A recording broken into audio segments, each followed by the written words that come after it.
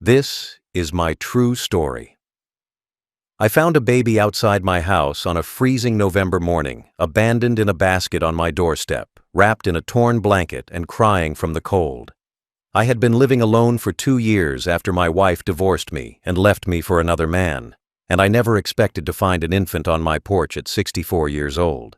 But when I lifted the blanket to see the baby's face, I found a handwritten letter underneath that made my blood run cold.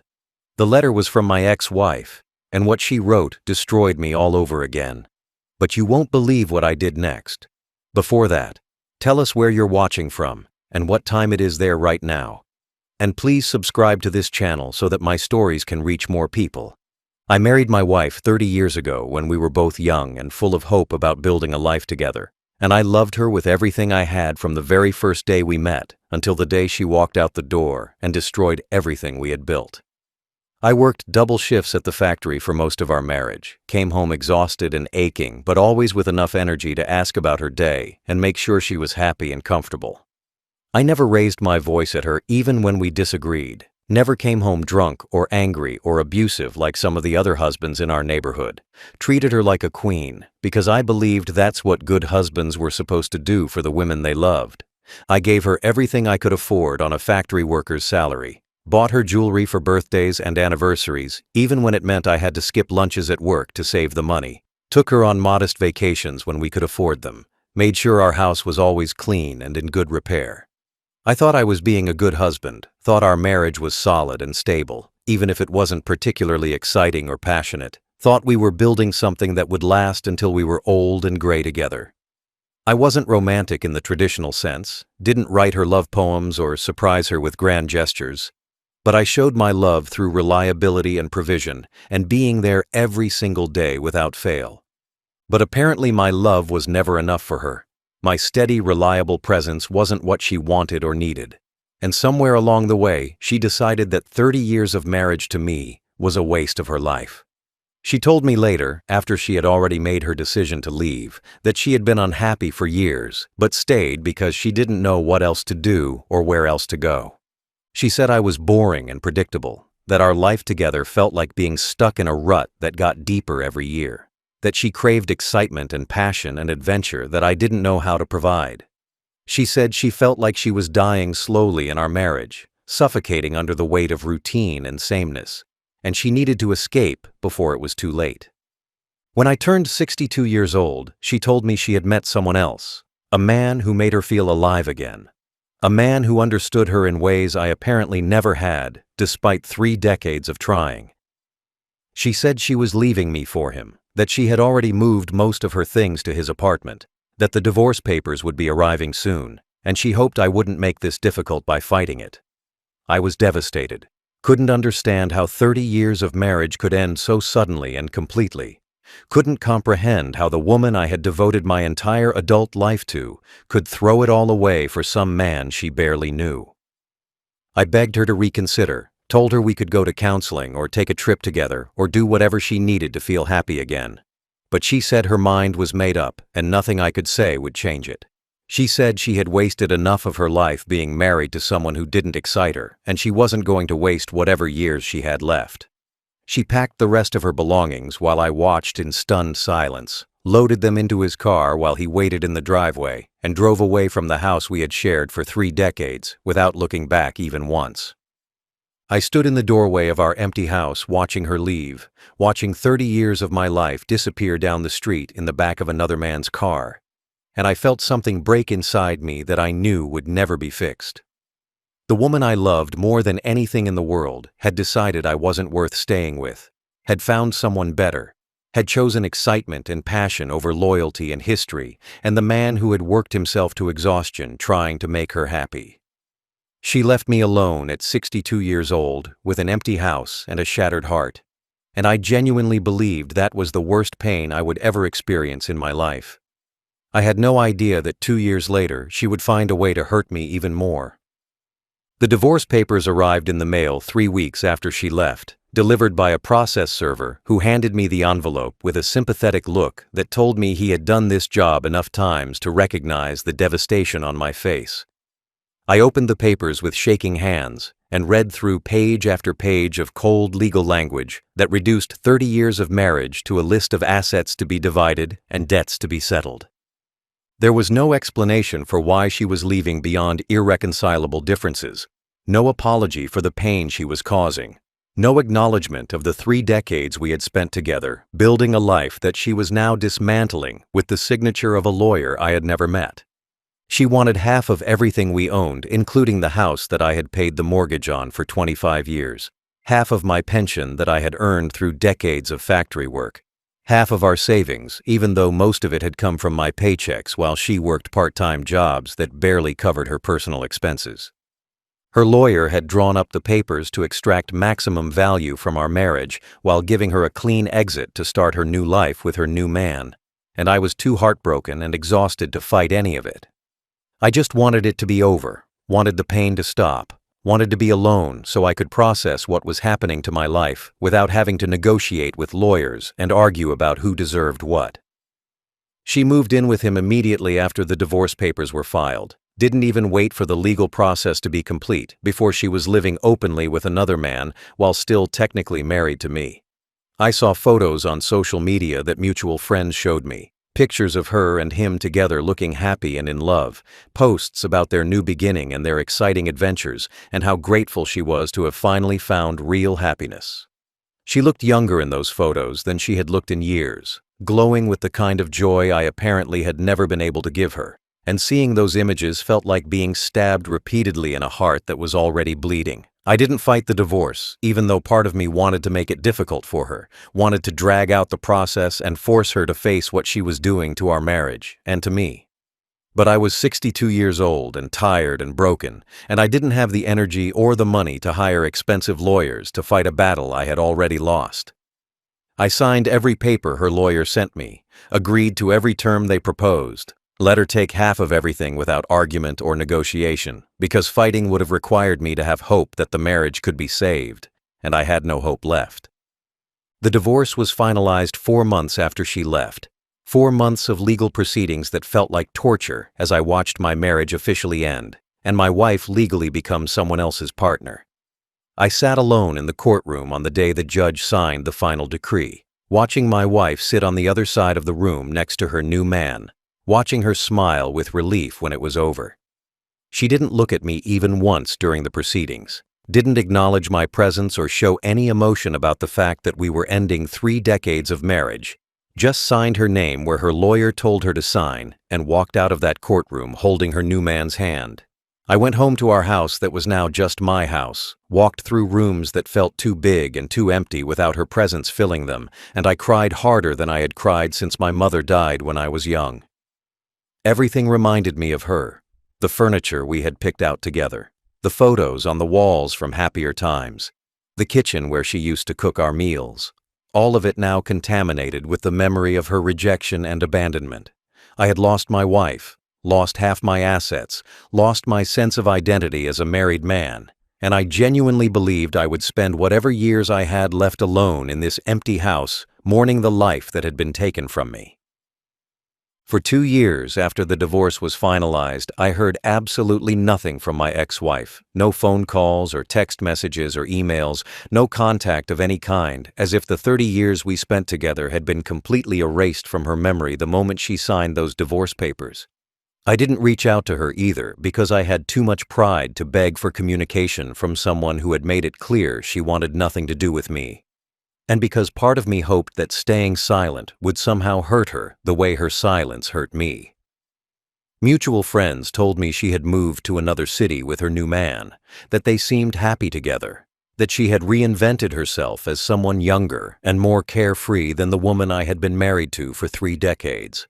I learned to live alone in ways I had never imagined I would need to learn at 62 years old. Figured out how to cook simple meals for one person instead of the dinners for 2 I had been eating my entire adult life. I bought smaller portions at the grocery store, threw away less food, ate standing at the kitchen counter because sitting at the table alone felt too depressing. I learned to do my own laundry the way I liked it instead of the way she used to do it. Learned to clean the house on my own schedule. Learned to fill my evenings with television and books instead of conversation with a partner who no longer existed. The bed felt too big for just one person, too empty without her warmth beside me. And for months I couldn't sleep on her side because it reminded me too much of what I had lost. Eventually, I started sleeping diagonally across the mattress just to fill more of the space, but it never felt natural or comfortable. Always felt like I was trying to fill a void that was too big for one person to occupy. I woke up reaching for her sometimes in those early morning hours when your brain hasn't fully remembered that your life has changed, and the disappointment of finding empty sheets where she used to be was like experiencing the loss all over again. I convinced myself during those 2 years that this was how I would spend the rest of my life, alone in a house full of memories, growing old by myself without a partner to share the declining years. I imagined myself dying alone in this house, maybe not being found for days until a neighbor noticed my newspapers piling up or my mail overflowing, and that thought depressed me more than anything else about my situation. I had worked hard my entire life, been a faithful husband, tried my best to make someone happy, and my reward was to be abandoned in old age and left to face death without anyone who cared enough to hold my hand at the end.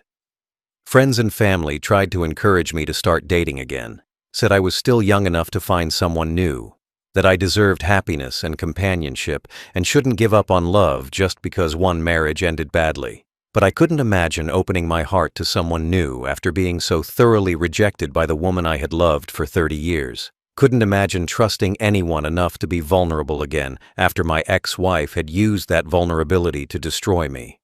I was done with love, done with marriage, done with hoping that someone would value me enough to stay when things got boring or difficult. I existed more than I lived during those 2 years, going through the motions of daily life without any real purpose or joy or hope for the future.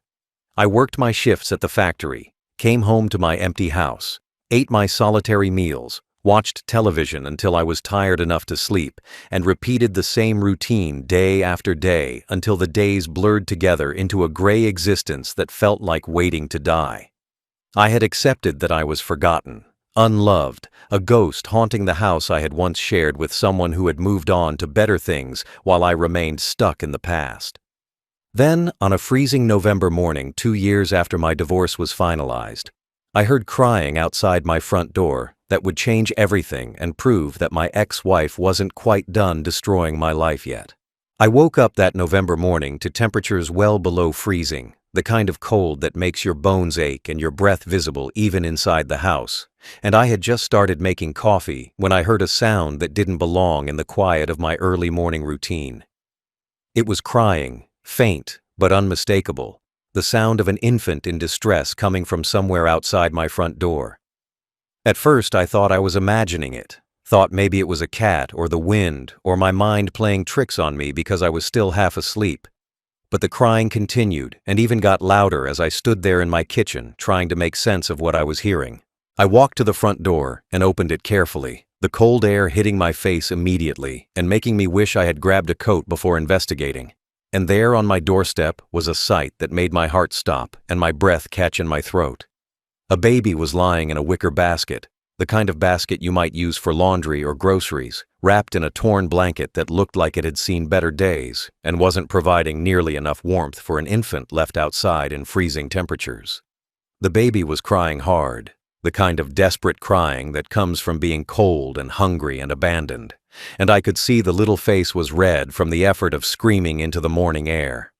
My hands were shaking as I knelt down beside the basket, not just from the cold, but from the shock of finding an abandoned baby on my doorstep, like something out of a tragic news story.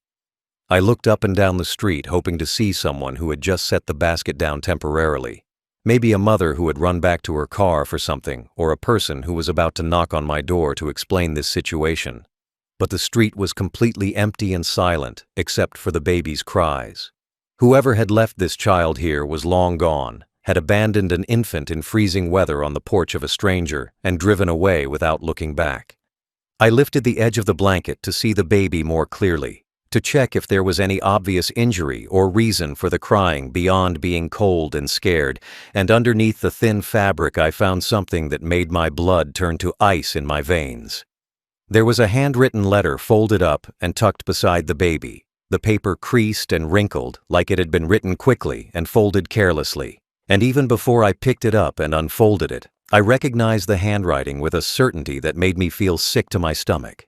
The letter was written in my ex-wife's unmistakable script, the same handwriting I had seen on birthday cards and grocery lists and love notes during the 30 years we were married, and seeing it here attached to an abandoned baby on my doorstep filled me with a dread I couldn't explain yet, but could feel in every cell of my body. I picked up the baby basket with the crying infant still inside, brought it into my house out of the freezing cold, and only then did I allow myself to unfold the letter and read what my ex-wife had written. My hands were trembling so badly I could barely hold the paper steady enough to read the words, and part of me wanted to throw the letter away without reading it, wanted to call the police immediately and let them handle whatever this situation was, without involving me in my ex-wife's problems. But I needed to know, needed to understand why an infant had been left on my doorstep with a letter from a woman who had abandoned me 2 years ago and hadn't spoken to me since.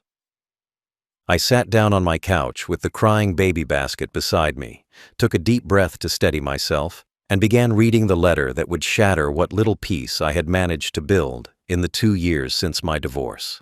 Every word was like a punch to the gut. Every sentence revealed a new layer of betrayal and cruelty that I hadn't thought my ex-wife was capable of, and by the time I finished reading, I understood exactly why there was an abandoned baby on my doorstep and why my ex-wife had chosen me to deal with the consequences of her choices. The letter was written in her handwriting, but the words felt like they were coming from a stranger, someone I had never known despite spending 30 years married to her. Someone capable of cruelty I hadn't imagined possible, even after she divorced me and broke my heart. She started by saying she was sorry for what she was about to ask me, sorry for disturbing my life after 2 years of silence, sorry for dropping this problem on my doorstep literally and figuratively. But her apologies felt empty and meaningless compared to what she wrote next. The words that explained exactly whose baby was crying in the basket beside me and why she had brought it to my house in the middle of a freezing November morning. She wrote that the baby was hers, that she had given birth 3 months ago to a son that she and her new man had conceived during the early days of their relationship when everything was still exciting and passionate and new. She said the pregnancy had been unplanned, but she thought it would bring them closer together, thought having a baby would cement their relationship and prove they were meant to be a family. But her new man had reacted badly to the news, had questioned whether the baby was really his or whether it might be mine from the end of our marriage, had accused her of trying to trap him with a child that might not even be his biological son. She wrote that he refused to sign the birth certificate, refused to acknowledge the baby as his, refused to help with any expenses or child care or responsibility for this infant that he claimed might not be his. She said they had fought constantly since the baby was born, that he resented the crying and the diapers and the loss of freedom that comes with having a newborn, that he had told her repeatedly he wasn't ready to be a father and didn't want a child right now, especially one he wasn't sure was his. She said their relationship had fallen apart under the stress of caring for an unwanted baby, that the passion and excitement she had left me for had evaporated the moment real responsibility entered their lives. She wrote that she didn't know what to do anymore, that she was overwhelmed and alone and desperate because the man she had left her marriage for was now rejecting her and their child. She said she had no family support because her parents had disowned her after the divorce, no friends she could turn to because they had all sided with me or with her new man, no resources or money or ability to care for an infant by herself. She was working part-time and barely making enough to cover her rent, couldn't afford daycare or formula or the medical expenses that came with having a baby, was drowning in a situation she had created but couldn't handle. Then she wrote the words that made me want to scream with rage and disbelief, the request that showed she still thought she could use me even after everything she had done. She wrote, "Please take care of this boy. Please raise him as your own. Please give him the stability and love that I can't provide right now." She said I was the only person she could think of who might help, the only one who had ever been reliable and responsible, The only man she knew who would actually take care of a child instead of abandoning it the way her new man was abandoning both of them.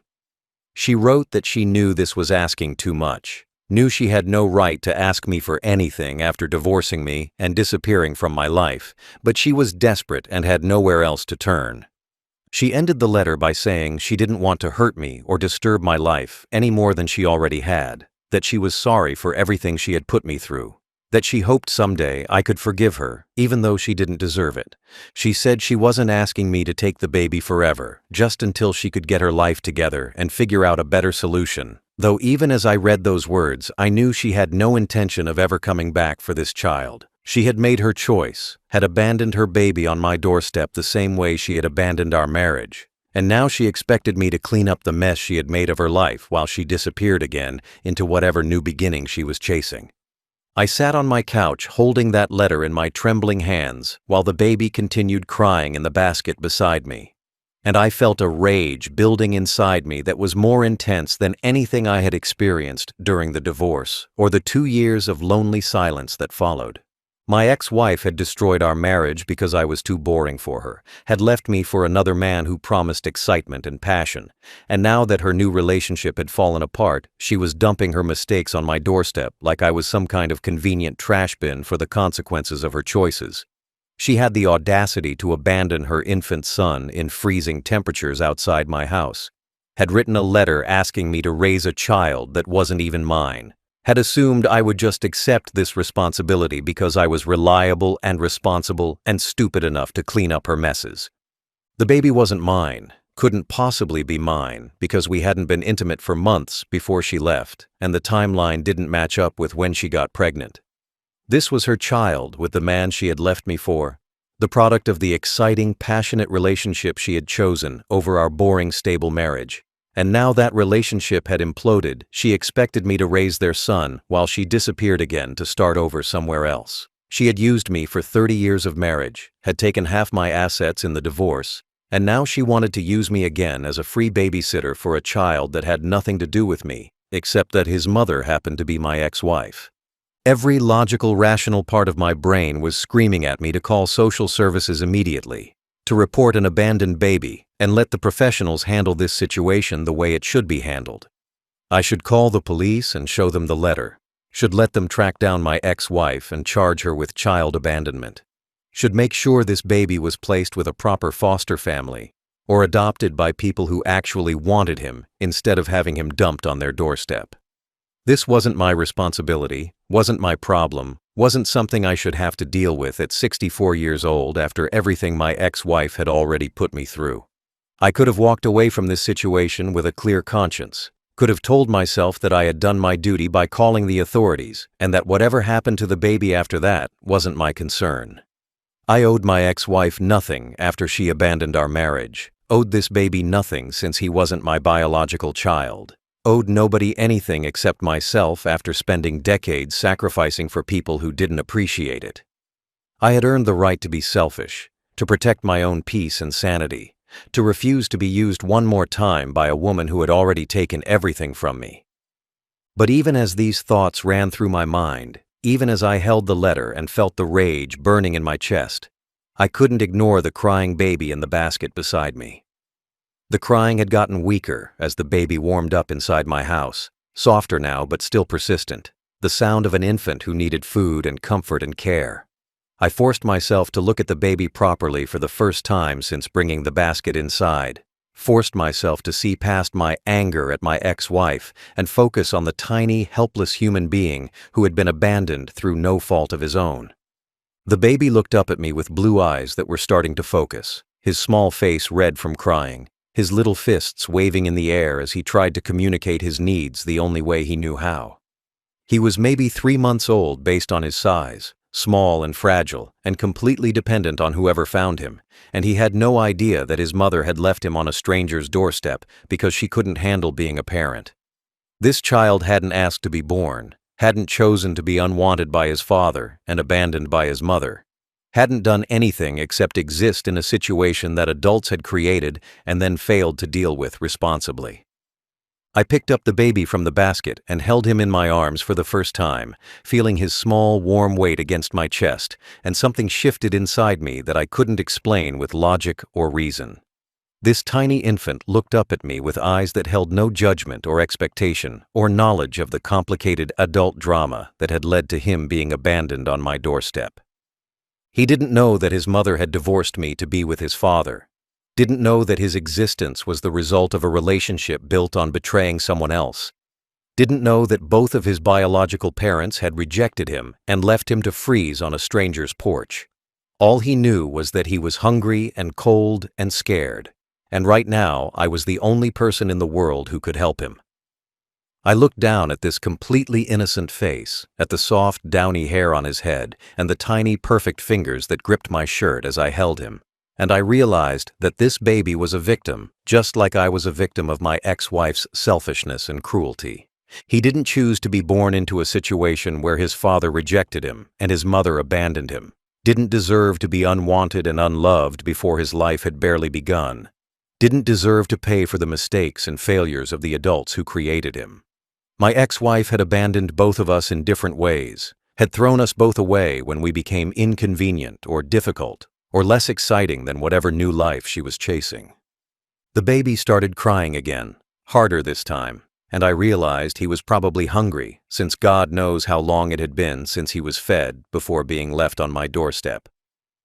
I didn't have any baby supplies in my house, no formula or bottles or diapers or anything an infant needs, because I was a 64-year-old divorced man who hadn't expected to be caring for a baby ever again in his life. But I had to do something immediately, because this child needed food and comfort, and I was the only person available to provide it. So I laid him back in the basket and grabbed my coat to drive to the nearest store that would be open this early in the morning. I bought formula and bottles and diapers and baby wipes, bought more than I needed because I didn't know how long I would be caring for this child before someone else took over. Spent money I couldn't really afford because my pension was barely enough to cover my own expenses, let alone the cost of raising an infant. The cashier looked at me strangely, probably wondering why an elderly man was buying baby supplies at 6 in the morning, but I didn't bother explaining because the truth was too complicated and too painful to share with a stranger. I just paid for everything and drove home as fast as I could because I had left a baby alone in my house, and every minute away felt like neglect. Back at home, I fumbled with the formula preparation, reading the instructions 3 times to make sure I got the measurements right, testing the temperature on my wrist the way I vaguely remembered doing when my own children were babies decades ago. The baby drank hungrily from the bottle I offered, his small hands trying to hold it himself, even though he was too young to have that kind of coordination yet. And I felt an unexpected surge of tenderness watching him eat and knowing I was providing something he desperately needed. After he finished eating, I changed his diaper with clumsy hands that hadn't performed this task in over 30 years, and I noticed how small and vulnerable he looked, lying on my couch with nothing but a torn blanket and a stranger's uncertain care between him and the cold, uncaring world. I held him after feeding and changing him, rocked him gently until he fell asleep against my shoulder, and I made a decision that went against every logical thought I had about protecting myself and avoiding being used again. This baby had done nothing wrong, was innocent of all the betrayal and pain that surrounded his existence, and he deserved better than to be abandoned by everyone, including the old man whose doorstep he had been left on. I brought the sleeping baby to my bedroom and made a makeshift bed for him using dresser drawers and soft blankets, creating the safest sleeping space I could manage with no proper crib or bassinet in the house.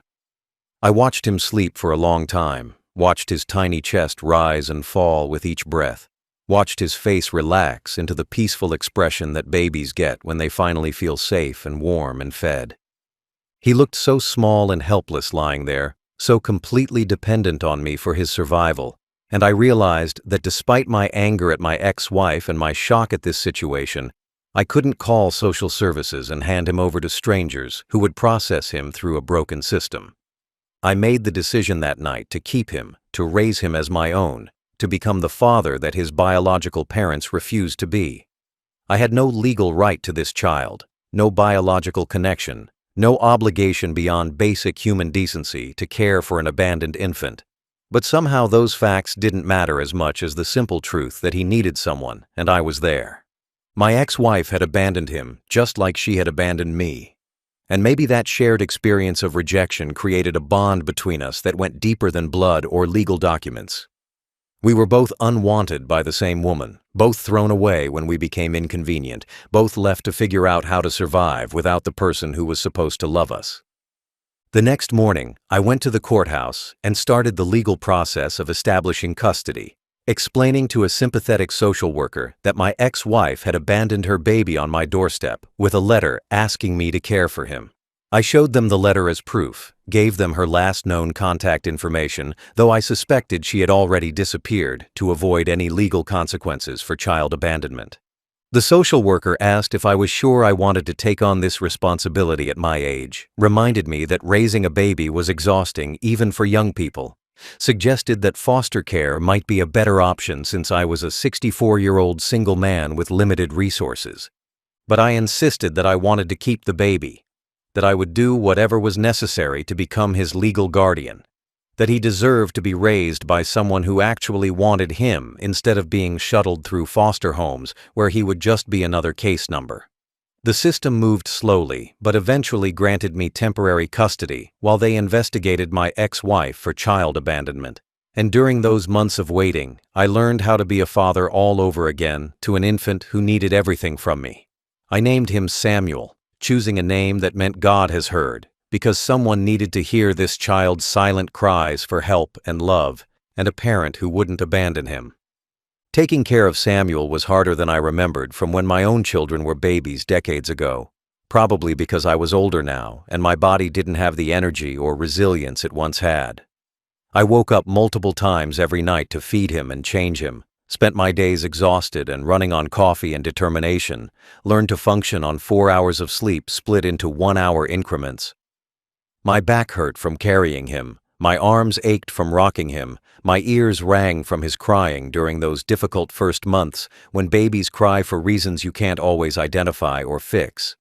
But through all the exhaustion and difficulty, I never regretted my decision, never wished I had called social services that first morning, never resented Samuel for existing and needing me. My ex-wife never called to check on him, never sent money to help with his expenses, never showed the slightest interest in the child she had given birth to and then abandoned. I heard through acquaintances that she had moved to another state, that she was living with yet another man, that she had apparently moved on from both her failed marriage and her abandoned son without looking back. Samuel's biological father never came forward either, never tried to claim his son or accept responsibility for the child he had helped create.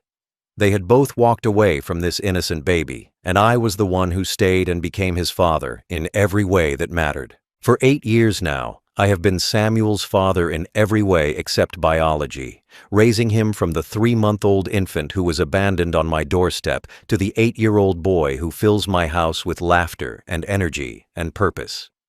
I taught him to walk when he was 1 year old, holding his small hands as he took those first wobbly steps across my living room floor, cheering louder than anyone when he finally walked on his own without falling.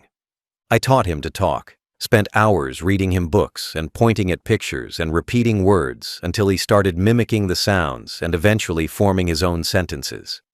I taught him to read and write, sitting with him at the kitchen table practicing letters and sounding out words, celebrating every milestone like it was the greatest achievement in the world. He calls me Papa, has called me that since he was old enough to form the word, and hearing that name from his lips fills me with a pride and love I didn't think I was capable of feeling again after my divorce. He doesn't know that I'm not his biological father, doesn't know about the letter or the abandonment or the complicated history that led to him living with me. I will tell him someday when he's old enough to understand. But for now, he just knows that Papa loves him and takes care of him and is always there when he needs someone. He hugs me when I'm sad, seems to sense when I'm having a difficult day, and will climb into my lap and put his small arms around my neck until I feel better.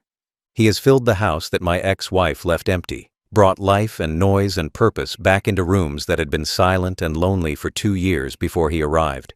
His toys are scattered across my living room, His artwork covers my refrigerator. His shoes are always in the middle of the hallway where he kicks them off after school.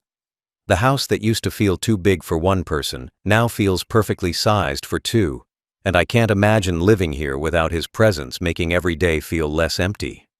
Sometimes I look around at the mess and the chaos that comes with raising a child, and I remember how quiet and depressing this house was before Samuel arrived, and I thank God for putting him on my doorstep that freezing November morning.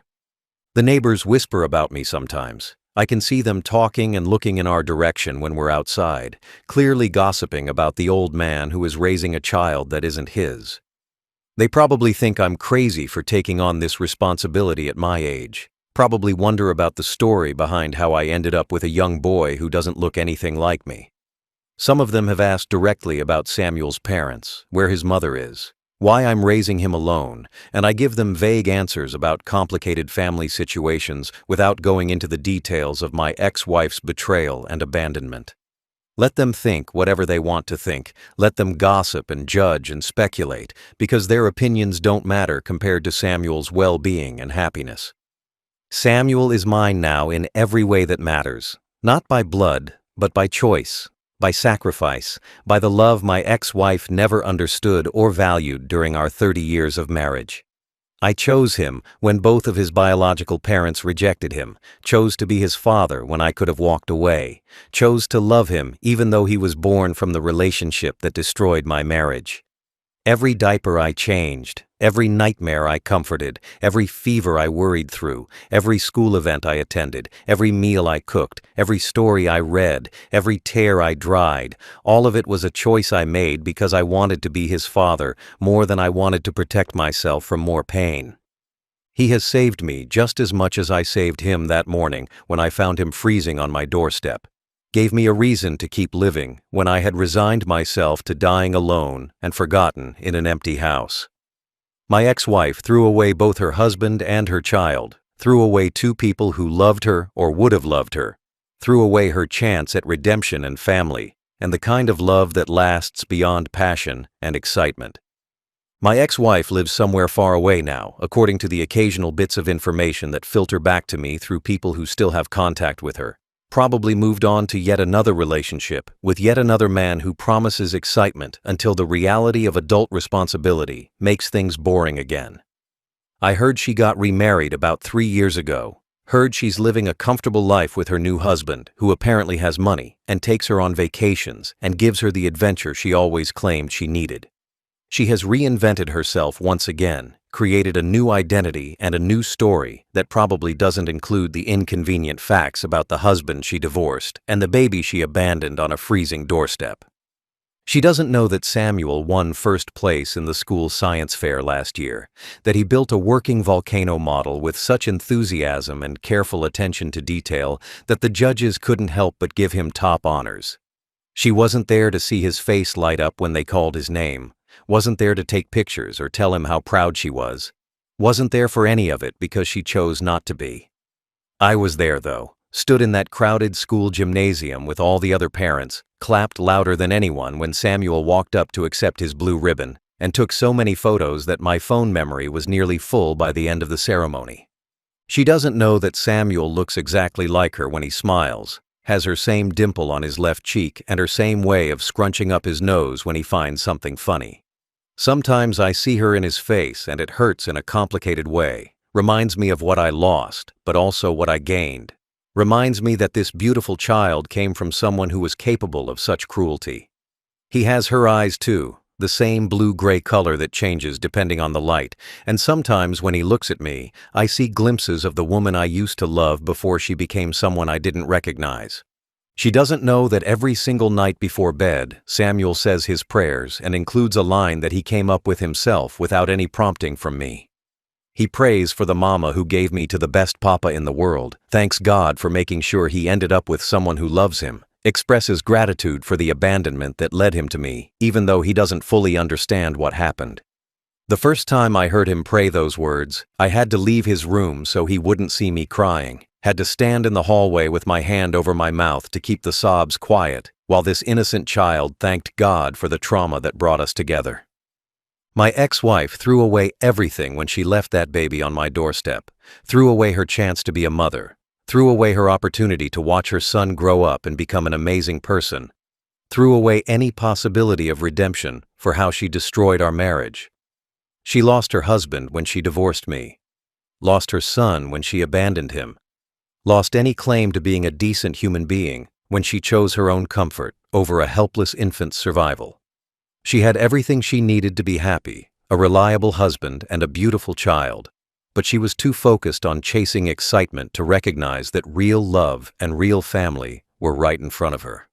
I found a baby on my doorstep 8 years ago with a letter from the woman who destroyed me, and what I discovered under that blanket wasn't just her betrayal and her cruelty.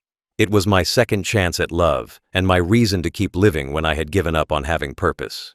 She abandoned both of us thinking we would suffer without her, thinking she was leaving behind burdens that would drag us down. But instead, we found each other and built a family that's stronger than anything she's capable of understanding. I raised him not because I owed her anything, not because I was too stupid or too kind to refuse, but because he deserved a father who wouldn't abandon him the way both his biological parents did, because loving him was the easiest choice I ever made, despite being the most difficult responsibility I ever accepted. Samuel is my son now, legally and emotionally, and in every way that actually matters, and my ex-wife is nothing more than the woman who was foolish enough to throw away the two best things that ever happened to her.